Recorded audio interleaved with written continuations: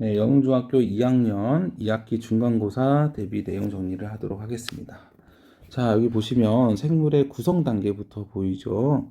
그리고 생물, 식물, 동물을 이렇게 나눠서 보도록 하겠습니다.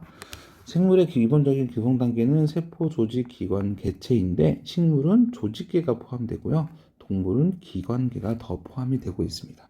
지금은 우리 동물에 대해서 배우고 있죠. 그래서 그 예를 보시면 근육세포 하나의 세포죠. 이 근육이 모이면은 조직이 이루어지고 그 조직이 위에도 근육 조직이 들어가 있겠죠. 근데 위에는 근육 조직만 있는 게 아니고 다른 상피세포에 상피 조직도 들어가 있겠죠. 그래서 이 위는 기관이라고 하고요. 조직들이 모여 있고 그리고 위는 소화 역할을 하는데 이 소화 역할을 하는 뭐 간, 쓸개, 이자, 대장, 소장도 같은 역할을 하고 있기 때문에 얘네들을 모아서 기관계라고 하고 이런 기관계, 소화계, 뭐 배설계 등등이 모여서 하나의 개체를 이루고 있는 게 동물의 구성 단계입니다.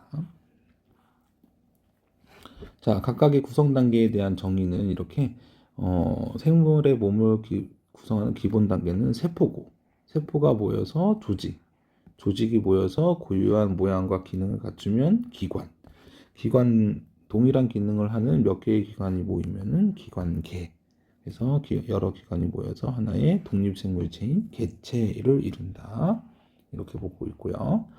또 기관계가 여러 가지가 있는데 우리가 배우는 게 네 가지죠. 이 네 가지 기관계에서 각각의 기관들을 보면 소화계에서는 입, 식도, 위, 소장, 대장 이렇게 해서 음식물이 지나가는 공간도 있고요. 소화를 도와주는 간, 쓸개, 이자도 포함되어 있습니다. 순환계에는 혈액을 돌리는 거죠. 그래서 혈관과 심장이 있고요. 호흡은 숨을 쉬기 위해서 코, 기관, 기관지, 폐 등이 기관들이 모여져 있고요. 배설계는 콩팥, 오줌관, 방광, 요도 등이 들어 있습니다. 자, 우리가 소화계에 들어가기 전에 영양소를 먼저 볼 텐데 영양소 탄수화물에는 녹말, 역당, 포도당과 같은 종류가 있고요. 뭐 다당류, 이당류, 단당류도 이렇게 포함이 되어 있고요. 그리고 단백질, 지방, 무기염류, 그리고 바이타민, 물 등이 6가지가 영양소로 포함될 수 있습니다. 무기염류는 여기 적혀 있는 것처럼 나트륨, 칼륨, 인과 같은 물질들을 말하고요. 자, 우리 몸에서 주된 영양 에너지원은 탄수화물이에요. 에너지원은 3가지예요. 에너지원이 될 수 있는 거는 탄수화물, 단백질, 지방인데 이 중에서도 주된 에너지원은 탄수화물입니다. 그리고 몸을 구성할 수 있는 것은 단백질, 지방, 무기염류, 물 이렇게 되어 있고요. 몸의 기능을 조절하는 것은 무기염류와 바이타민입니다. 그러니까 바이타민은 몸을 구성하진 않지만 기능을 조절하고 무기염류는 몸을 구성하면서 기능까지 조절하고 있네요. 그리고 탄수화물의 예는 음식으로 밥, 국수, 빵, 고구마, 감자 등이 있고요. 단백질 음식은 살코기, 생선, 달걀, 두부, 콩 등이 있습니다. 지방이 담겨져 있는 음식은 땅콩, 깨, 참기름, 버터. 무기염류는 멸치, 버섯, 다시마 등이 많이 포함하고 있고요. 바이타민은 과일, 채소 등이 포함되고 있습니다. 자, 여기서 말하는 거는 과일에는 바이타민만 있다라는 게 아니고요. 과일에는 당 성분인 탄수화물도 있지만 바이타민도 포함되고 있어서 바이타민을 포함하고 있는 대표적인 음식으로 과일, 채소 등을 넣은 겁니다. 그래서 그렇게 주시면 될 것 같고요. 자, 순환계에서는 저기 소화계로 가야죠. 자, 이러한 영양소를 검출할 수도 있는데 검출할 때는 녹말, 포도당, 단백질, 지방을 배웠어요. 그래서 청에서 아이오딘, 아요다, 칼륨 용액을 넣었을 때 청남색으로 포배황, 그래서 포배황이고 특히나 베네딕트는 가열을 해야지만 반응을 합니다. 그리고 단뷰보 선생님이 뷰렛 용액을 제시하진 않지만 뷰렛 용액이 이렇게 두 가지 용액이 섞인 걸 뷰렛 용액이라고 하고 외울 때 단뷰보 이렇게 외웠었죠. 마지막으로 지수선 해서 지방이 수산쓰리 용액을 만나면 선홍색으로 변하는 걸 알 수 있습니다.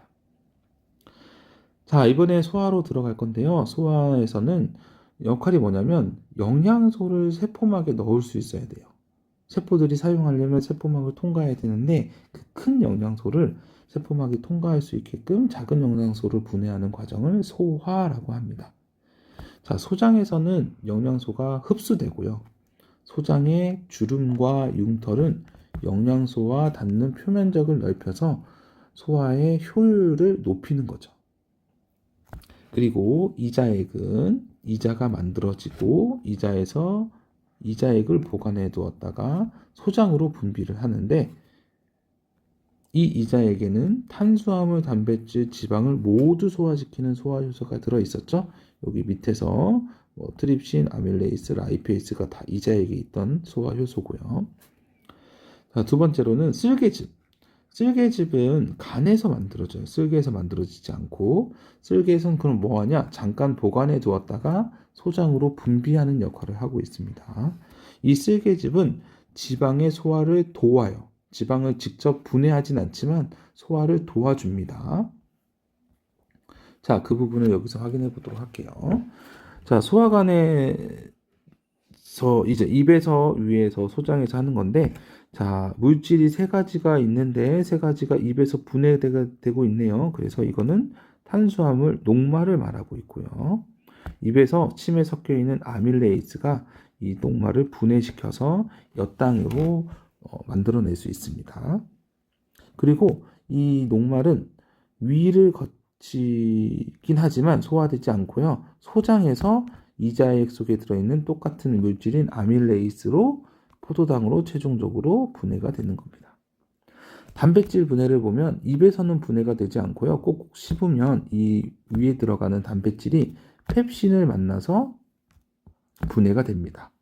그리고 다 분해되지 않는 이 단백질은 소장에서 또 이자액에 들어있는 트립신에 의해서 최종적으로 아미노산으로 분해가 되고 있습니다.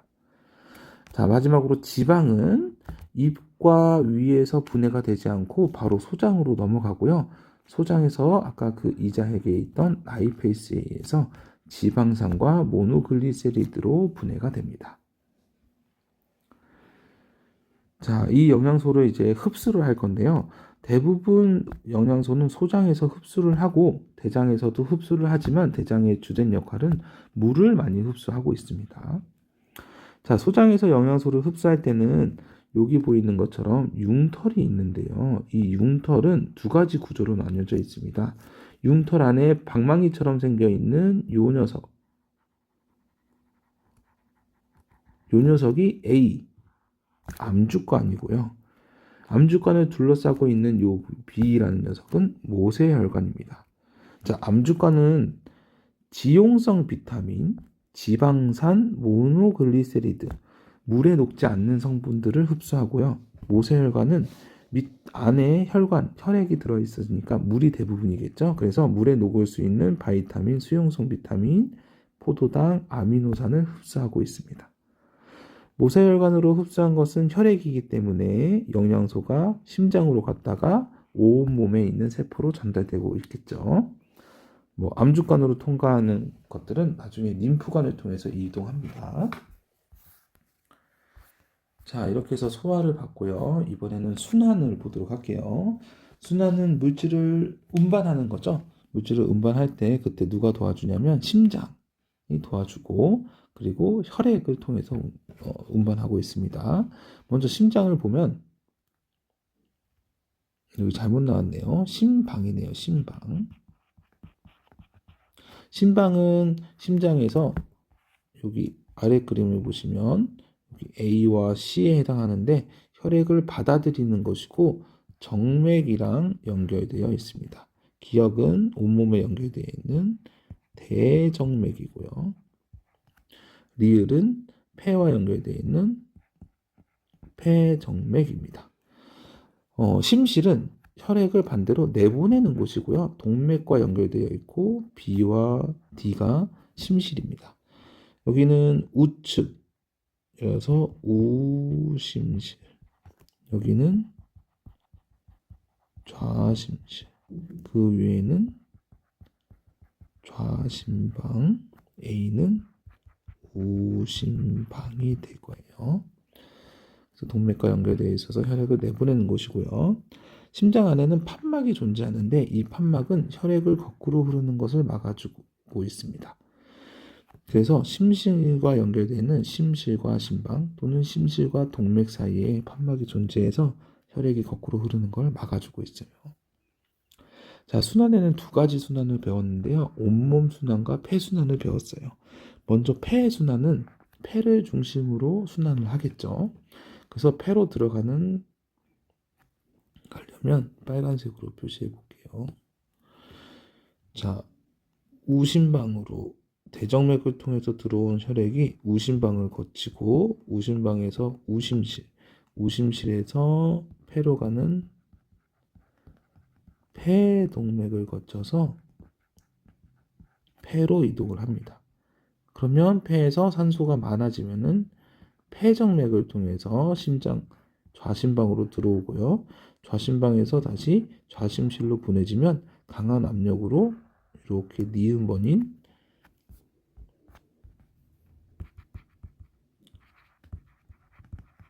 대동맥으로 보내게 됩니다.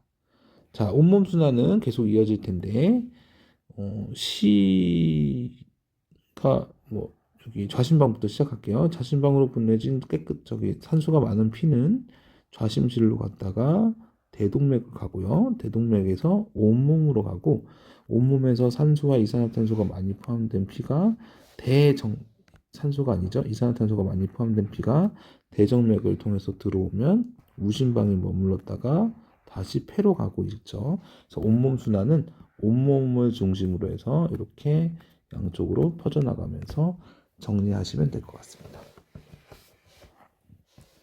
자, 다음은 혈관인데 혈관은 종류가 세 가지. 동맥, 모세혈관, 정맥이 있고요. 동맥은 심장에서 나오는 혈액, 정맥은 심장으로 들어가는 혈관을 말합니다. 동맥은 심실과 연결되어 있어서 강한 압력을 견뎌야 되기 때문에 혈관벽이 두껍고 탄력이 강해서 심실의 압력을 견딜 수 있고요. 그러한 동맥의 피는 모세혈관으로 이어지는데 모세혈관은 그물처럼 퍼져 있습니다. 아주 가늘고요. 벽도 얇아요. 그래서 물질 교환을 할 수 있습니다. 누구와? 세포와 물질 교환을 하고 있습니다. 그래서 벽이 얇고 가늘고 그물처럼 온몸에 퍼져 있다. 모세혈관의 특징이고요. 자, 정맥은 그 모세혈관의 혈액을 모아서 다시 심장으로 보내야 되는데 동맥보다는 탄력이 있을 필요는 없겠죠. 그래서 탄력이 적고 동맥보다는 얇습니다. 모세혈관보다는 두꺼운데. 근데 정맥은 강한 압력을 통해서 심장으로 들어오는 것이 아니기 때문에 판막이 존재를 해서 거꾸로 흐르지 않도록 조치를 취해줘야 됩니다. 자, 이러한 혈관에 들어있는 혈액에 대해서 볼게요. 혈액은 혈장과 혈구로 구분되어 있고 이 혈장은 대부분 물이 주성분입니다. 이 물에는 영양소도 이산화탄소도 노폐물들이 녹아서 운반되어지고 있고요. 반대로 혈구는 적혈구, 백혈구, 혈소판을 말하는데 가장 많이 보이는 것은 적혈구고요. 빨간색, 붉은색 색소인 헤모글로빈이 있어서 붉은색으로 보이죠. 그리고 이 적혈구는 모양이 가운데가 오목한 원반 모양이고요. 핵이 없으며 산소를 운반하는 작용을 하고 있습니다. 반대로 백혈구는 혈구 중 가장 크지만 모양은 일정하지 않아요. 그리고 백혈구의 유일한 또 다른 특징이 핵이 있고 식균 작용, 균을 잡아먹는 작용을 하고 있습니다. 혈소판은 가장 크기가 작은데요. 모양은 일정하지 않는 백혈구와 동일한 특징이 있지만 핵이 없습니다. 이건 적혈구와 같은 특징이네요. 그리고 혈소판은 혈액을 응고시키는 역할을 하고 있습니다. 자, 다음은 호흡계. 자, 호흡계에서는 폐포가 있죠. 폐포. 폐포는 왜 있냐면 표면적 아니 그 폐포의 표면적은 모세혈관으로 둘러싸여 있는데 이 폐포는 모세혈관 사이에서 산소와 이산화탄소를 교환하는 역할을 하고 있어요. 이 기체 교환의 원리는 확산이라는 것을 통해서 기체 교환이 이루어지고 있고요. 산소는 폐포에 많기 때문에 모세혈관으로 이동하고 반대로 이산화탄소는 모세혈관 속 혈액에 많기 때문에 혈액에서 폐포 속으로 이동하면서 기체 교환을 하고 있습니다. 이러한 폐포가 많은 이유는 공기와 닿는 표면적을 넓혀서 기체 교환을 효율적으로 하기 위해서예요. 폐포가 많으면 많을수록 표면적이 넓어져서 기체 교환을 쉽게 할 수 있습니다. 이렇게 폐는 스펀지처럼 구멍이 많아서 폭신폭신합니다. 이 폐포 때문이겠죠. 하지만 이러한 폐는 근육이 없어요. 근육이 없으면 못 움직이기 때문에 수축하거나 이완할 수 없어서 스스로 공기를 내보내거나 들여 마실 수가 없는 거예요. 그러면은 다른 사람의 도움을 받아야겠죠. 그게 이제 들숨과 날숨에 나오게 되죠. 자, 먼저 그림을 보시면 A는 갈비뼈, 여기 이렇게 되어 있는 갈비뼈를 말하고 있고요. B는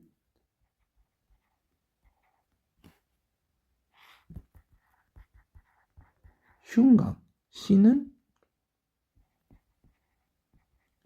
가로막을 표현하고 있습니다. 흉곽은 갈비뼈와 가로막으로 이루어진 공간을 흉곽이라고 하는데 이 흉곽에 따라서 그 안에 있는 폐가 줄어들기도 하고 부피가 커지기도 합니다. 자, 들숨을 볼게요. 들숨을 하려면은 공간을 크게 하려고 갈비뼈가 올라가고 가로막이 내려갑니다. 첫 번째 가그림처럼 갈비뼈가 올라가고 가로막이 내려가게 되죠. 그러면서 흉곽의 부피는 증가하고요. 공간이 커졌죠. 공간이 커지면 흉곽 안에 있는 폐도 부피가 같이 커지게 되고 부피가 커지면은 대기압, 여기가 대기압, 사람 몸 밖이죠. 이 대기압보다 폐의 압력이 작아지게 되는 거예요. 공기는 고기압에서 저기압으로 들어올 수 있기 때문에 바깥에서 폐 안쪽으로 공기가 들어오는 들숨이 일어납니다. 반대로 날숨은 갈비뼈가 내려가고 가로막이 올라가면서 여기 흉곽의 부피를 줄어들게 합니다. 흉곽의 부피가 줄어들면 그 안에 있는 폐의 부피도 같이 감소를 하겠죠. 감소를 하게 되면 폐의 내부의 압력이 증가하면서 대기압보다 높아지게 돼요. 그러면 고기압이 폐 안쪽이 되고 그 다음에 저기압이 대기압이 바깥이기 때문에 안에서 밖으로 공기가 나가게 되는 겁니다. 자, 여기에서 또 뭘 볼 수 있냐면 이 가로막의 길이를 보시면 가로막은 하나의 근육인데요. 들숨일 때는 가로막의 길이가 짧지만 날숨일 때는 가로막의 길이가 길죠. 여기가 들숨, 여기가 날숨입니다. 가로막이 길다는 것은 가로막이 이완했다는 거고요. 가로막이 짧다는 것은 가로막이 수축했다는 겁니다. 그래서 가로막이 내려간다라고도 표현하고 가로막이 수축한다. 가로막이 올라간다라고 표현도 하고 가로막이 이완한다라고 표현도 하기도 합니다. 자, 기체 교환할 때 폐포에서 모세혈관으로 세포로 보내지는 것은 산소고요. 세포에서 만들어진 이산화 탄소는 모세혈관으로 갔다가 모세혈관으로 폐포로 밖으로 나가게 되는 거죠. 그래서 산소는 폐포 쪽, 산소는 세포 쪽, 이산화탄소는 폐포 쪽으로 이동하게 되는 겁니다. 중간에 모세혈관이 그 역할을 하고 있고요. 자, 이번에는 배설계. 자, 배설계는 그 배설 물질이 만들어지는 걸 먼저 봐야 되는데요. 탄수화물과 지방이 분해가 되면은 이산화탄소와 물이 만들어집니다. 단백질도 마찬가지로 분해를 되면 이산화탄소가 물을 만드는데 단백질의 질소 성분이 뭐도 만드냐면요. 암모니아도 만들어져요. 근데 이 암모니아는 독성이 있어서 간에서 독성이 약한 요소로 바꾸고요. 이 요소는 오줌을 통해서 밖으로 나가죠. 그리고 이산화탄소는 기체이기 때문에 오줌으로 나가지 못하고 날숨을 통해서 나가고요. 물은 수증기 형태인 날숨으로도 또는 물의 형태인 오줌으로도 밖으로 배출될 수 있습니다. 그래서 이런 부분을 여러분들이 빈칸을 채워 놓을 수 있어야 되고요. 자, 세포에서 단백질이 분해될 때 아까 암모니아가 만들어진다고 했고, 암모니아는 독성이 강하기 때문에 간에서 독성이 약한 요소로 바꾸고요. 이 요소는 콩팥에서 걸러져서 오줌으로 배출하고 있습니다. 자, 이 콩팥을 보면 등 좌우에 한 개씩 있고요. 배설계를 구성하는 거 보면 이 콩팥뿐만 아니라 오줌관, 방광, 요도로 구성되어 있고요. 그림에서는 A가 콩팥과 연결되어 있고 방광과 연결되어 있는 게 오줌관, C가 방광, 그리고 D는 밖으로 배출하고 있는 요도입니다. 이러한 콩팥을 확대해 보면 콩팥 겉질과 속질이 있고요. 여기는 콩팥 깔때기라고 했었습니다. 콩팥 깔때기. 자, 이렇게 콩팥의 구조와 배설계의 구성을 봤고요.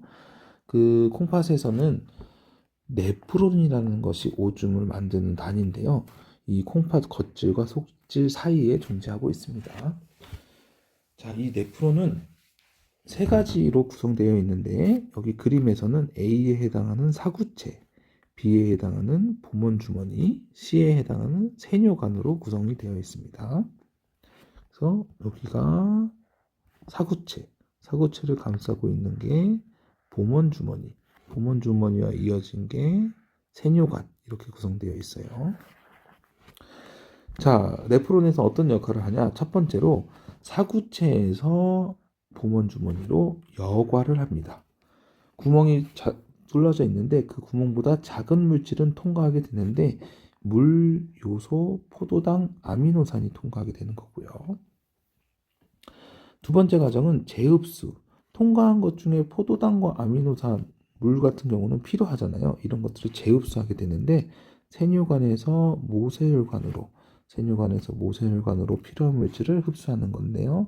물, 포도당, 아미노산 등이 재흡수 당합니다. 그리고 아까 보몬주머니 쪽으로 통과하지 못한 요소가 그 모세혈관에 남아 있는데 이거를 밖으로 배출해야겠죠. 그런 과정을 분비라고 하고 모세혈관에 남아 있는 요소를 세뇨관으로 배출하는 과정을 말하고 있습니다. 자, 다음은 이제 세포 호흡에 관련된 건데요. 이 모든 과정, 순환계부터 해서 배설계까지 모든 과정이 세포 호흡을 위해서죠. 세포 호흡이 뭐냐면 세포 속에서 세포가 산소와 영양소를 가지고 에너지를 만드는 과정을 세포 호흡이라고 합니다. 그 과정에서 물과 이산화탄소의 그 노폐물도 만들어지고요. 자, 세포 호흡은 운동을 할 때, 격렬한 운동을 할 때 에너지를 많이 필요로 하기 때문에 근육에서 많은 에너지를 사용해야 돼서 세포호흡이 활발해지겠죠. 활발해지면 체온도 같이 높아집니다. 왜냐하면 여기도 적진 않았지만 열이 발생하거든요. 산소로 뭔가 태운다는 것은 열이 발생할 수밖에 없습니다. 그래서 체온도 높아지고요. 그리고 그러한 운동을 할 때 심장 박동과 빨라지고 호흡도 가파라지는 것은 이러한 세포호흡을 활발하게 하기 위해서 심장 박동을 통해서 산소와 영양소를 공급하고 호흡을 통해서 산소를 흡수를 내부로 흡수하기 때문에 하려고 빨라지는 겁니다. 자, 이러한 세포호흡으로 만들어진 요 에너지는 여러 군데에 쓰이죠. 여러분의 공부 활동, 운동하는 거, 두뇌 활동 이런 것들에 모두 다 쓰이고요.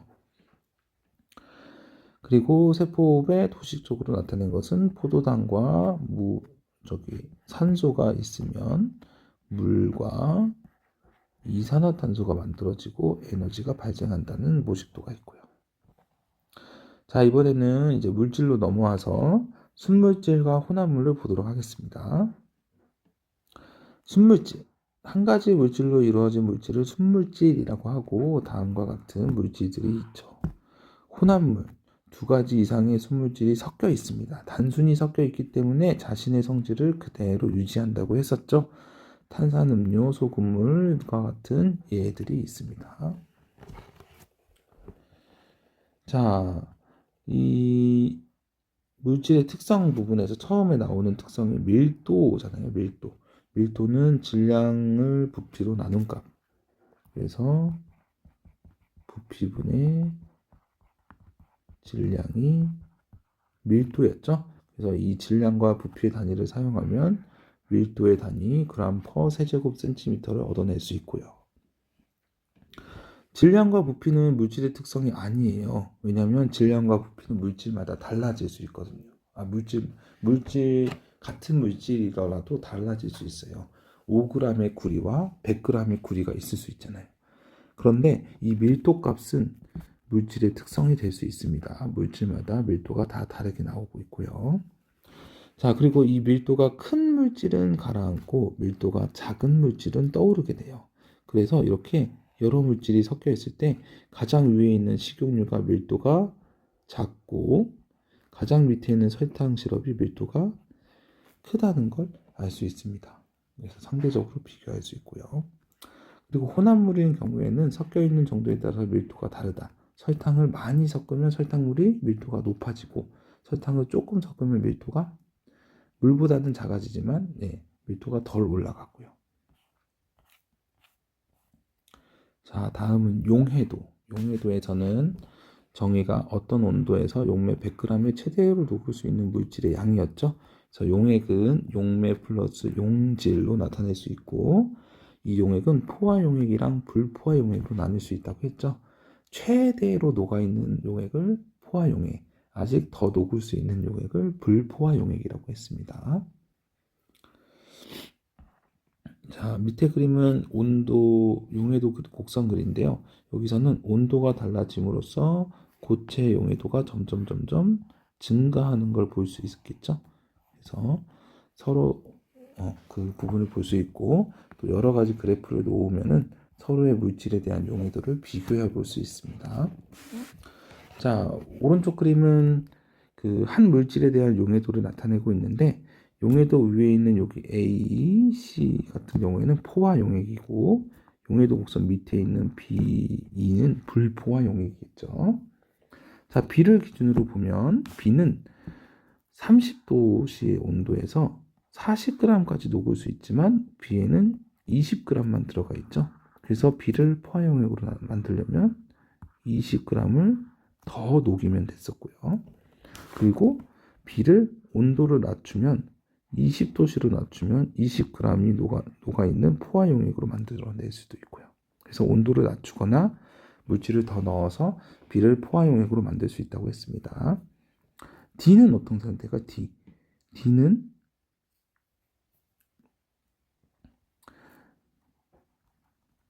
어떤 온도에서 요만큼만 녹을 수 있는데 20g이 들어가 있기 때문에 요만큼은 녹지 않는 상태겠죠.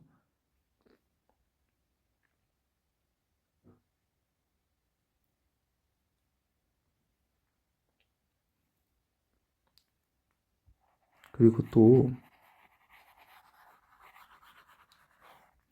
A 상태의 물질에서 온도를 낮춰서 30도씨가 아닌 20도씨로 낮추면 A는 40g이 녹아있는 상태인데 20도씨에서는 20g만 녹아있기 때문에 40에서 20을 빼면 20g이 녹지 못하겠죠. 녹지 못하고 밖으로 나오는 거를 석출이라고 합니다. 그래서 20g이 석출된다.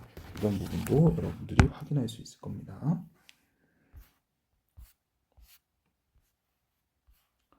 자, 다음은 고체가 아닌 기체의 용해도예요. 기체의 용해도는 기압이 높을수록 기온이 낮을수록 용해도가 커집니다. 자, 뚜껑이 닫혀 있다는 것은 기압을 높게 유지할 수 있다는 뜻을 말하고 있어요. 그래서 여기 아래 실험을 보면 B, D, F는 이 옆에 있는 E는 F, D는 C보다 B는 A보다 기압을 높다는 걸 알 수 있습니다. 자, 용해도가 크다는 것은 기체가 많이 녹았다는 거예요. 녹으면 기체가 보이지 않기 때문에 기포가 적은 상태고요. 용해도가 작다는 것은 기체가 녹지 않았다는 거고, 녹지 않으면 눈에 보이는 기포가 많다는 뜻입니다. 그래서 여기 아래 시험관을 보시면 얼음물, 상온의 물, 50도 물이죠. 용해도가 큰 거는 기온이 낮을수록이니까 얼음물에 있는 녀석들이 용해도가 높고, 용해도가 높다는 것은 기포가 적다는 거죠. 50도씨의 물은 뜨겁기 때문에 용해도가 낮고, 많이 녹지 않았으면 기포가 많이 보이겠죠. 그리고 E와 F를 비교하면 E보다는 F가 뚜껑이 닫혀서 압력이 높기 때문에 그나마 용해도가 E보다는 높겠죠.